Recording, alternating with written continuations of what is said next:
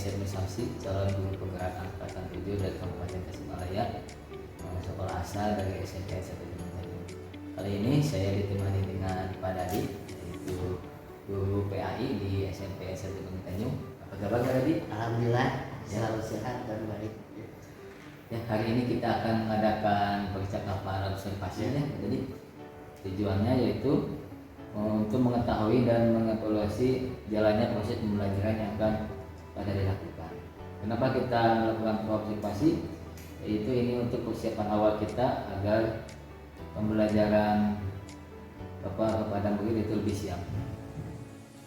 Yang pertama, Pak Dadi, untuk tujuan pembelajaran yang ingin dicapai itu apa, Pak Dadi? Tujuan pembelajarannya yang materi yang dipelajari saat ini yaitu siswa dapat menganalisa dan menguraikan tugas mereka atau tugas manusia sebagai khalifah di bumi ini. Pelajaran pada materi ini adalah siswa mampu menganalisa dan menguraikan tugas utama mereka sebagai manusia, sebagai khalifah di bumi ini, sehingga mereka dapat mengetahui kewajiban-kewajiban mereka diciptakan oleh Allah hidup di bumi ini. Terus yang kedua, mereka dapat mengurutkan dan menjabarkan cara-cara menjaga dan melestarikan alam ini sebagai salah satu tugas manusia sebagai khalifah, yaitu menjaga dan melestarikan alam semesta. Untuk area pengembangannya kepada siswa apa? Yang pertama pengetahuan, siswa diberikan lembaran berupa ringkasan materi atau sebuah bacaan tentang kewajiban mereka menjaga dan melindungi alam semesta dan selalu tolong menolong antar sesama makhluk hidup. Terus dari keterampilan, mereka yang pertama itu disuruh untuk membaca ayat Al-Quran tentang kewajiban manusia sebagai khalifah, yaitu surat Al-Baqarah ayat 30, dan nanti disuruh untuk menghafalkannya lalu bisa menguraikan kandungan ayat tersebut yang disambungkan dengan materi yang kita bahas pada saat ini. Untuk rancangan pembelajarannya gimana? Ya, alhamdulillah sudah dibuat. Nanti kita memilihkan metode model pembelajaran discovery learning dengan nanti metodenya kita diskusi kelompok, siswa dibagi kelompok dan kita kasih tugas untuk mencari dan bisa menguraikan materi tentang menjaga kelestarian alam. Jadi pakai discovery learning. Kemudian strategi yang dipersiapkan itu apa aja? Strategi yang dipersiapkan pertama, kita memilih metode dan model pembelajaran yang sesuai dengan keadaan siswa, terus memilihkan media-media pembelajaran agar siswa lebih cepat paham tentang materi tersebut. Untuk media pembelajarannya memakai apa? Yang pertama media pembelajarannya, pertama buku, yang kedua dari LKPD, dan ada artikel-artikel tentang materi yaitu menjaga kelestarian alam. Oke, sudah siap ya. Untuk waktu pelaksanaannya kira-kira hari apa dan kelas apa ya? Pelaksanaannya hari Rabu di kelas 8W jam pertama sampai ketiga. Mungkin itu pada dia untuk observasinya. Sampai ketemu nanti di hari Rabu tanggal 17 Mei 2023 pada dia. Ya, siap. Terima kasih. Ya, Assalamualaikum warahmatullahi wabarakatuh. Waalaikumsalam warahmatullahi wabarakatuh. Ya, assalamualaikum warahmatullahi wabarakatuh. Waalaikumsalam warahmatullahi wabarakatuh. Selamat pagi, rekan kesehatan, agar bisa mengikuti kegiatan belajar mengajar pada hari ini. Silakan sebelum kita mulai ke materi, silakan berdoa dulu dipimpin oleh KM. Siap berdoa. Bismillahirrahmanirrahim.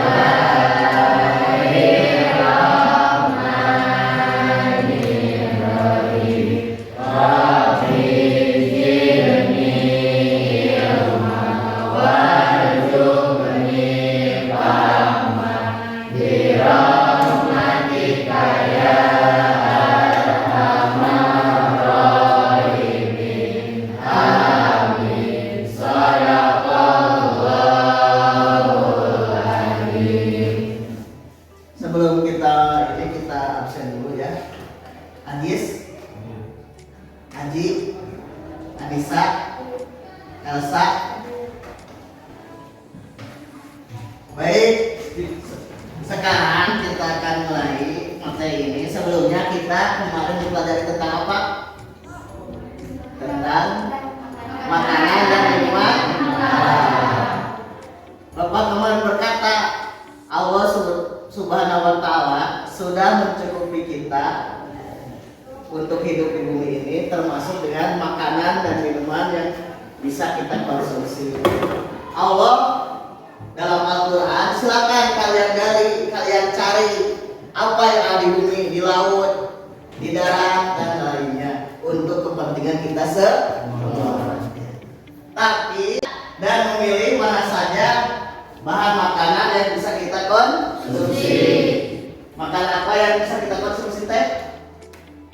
Makanan halal dan thayyibah sesuai dengan syariat yang ada di dalam Al-Quran.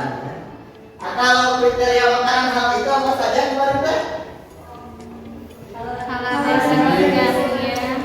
Dari segi wujudnya, halal dari segi pengolahannya, halal dari segi mendapatkannya. Ya.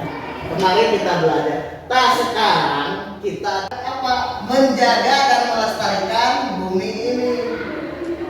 Ya. Kita boleh mengambil apa saja di bumi ini, tapi harus menjaga dan melestarikannya. Kita boleh mengambil apapun dari tumbuhan, baik kayunya, baik buahnya, baik daunnya untuk disayur, tapi kita harus menanam lagi. Ya. Ini kelompok 2, ini kelompok 3, dan ini kelompok 4. Ya, silakan berkumpul untuk berdiskusi semuanya.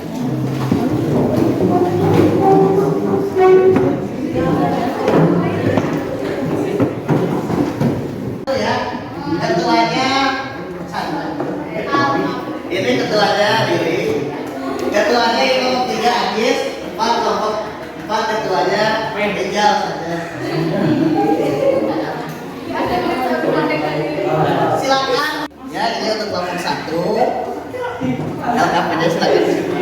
Ini untuk kelompok 2.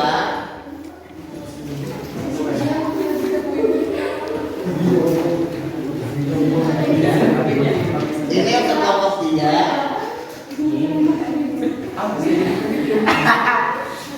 Ini untuk kelompok 4. Coba tolong diskusikan dengan kelompoknya masing-masing. Bagaimana caranya kita bagaimana untuk menjaga bumi ini? Kalau sudah, Bapak silakan panggil setiap kelompok untuk mempresentasikan hasil kerja kalian ya. Siap? Siap. Coba kelompok ini akan bagi-bagi tugas ya, ada yang jadi moderator, ada yang jadi pemateri, ada yang jadi notulen yang menuliskan nanti ada pertanyaan. Jadi moderator. Assalamualaikum warahmatullahi wabarakatuh. Waalaikumsalam warahmatullahi wabarakatuh.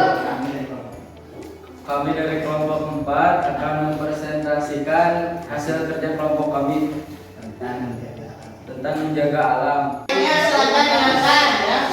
Nanti ada pertanyaan. Silakan. Assalamualaikum warahmatullahi wabarakatuh. Waalaikumsalam warahmatullahi wabarakatuh. Kami dari kelompok 2 ingin mempresentasikan hasil kerja kelompok kami tentang menjaga lingkungan. Ya, terima kasih kepada kalian semua yang sudah mengerjakan tugas dari Bapak.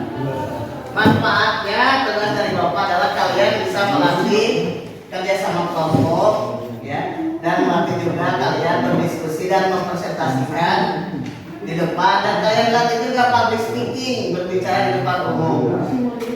Ya, jadi kesimpulannya kita sebagai manusia wajib menjaga alam ini karena alam ini sangat berguna bagi kita. Ya. Kalau alam ini rusak, kita sendiri yang rugi. Ya. Tadi pohon ditebang, hutan gundul, akhirnya terjadi longsor. Kan? Sungai, kita membuang sampah ke sungai, jadikan dapat jadi banjir dan kita sendiri yang rugi. Jadi kita sebagai manusia harus wajib menjaga alam ini. Dan kesimpulannya ada yang tanyakan? Tidak. Mungkin sekian pertemuan kita hari ini. Mudah-mudahan bermanfaat. Silakan pelajari lagi di rumah. Ayo kalam. Assalamualaikum warahmatullahi wabarakatuh.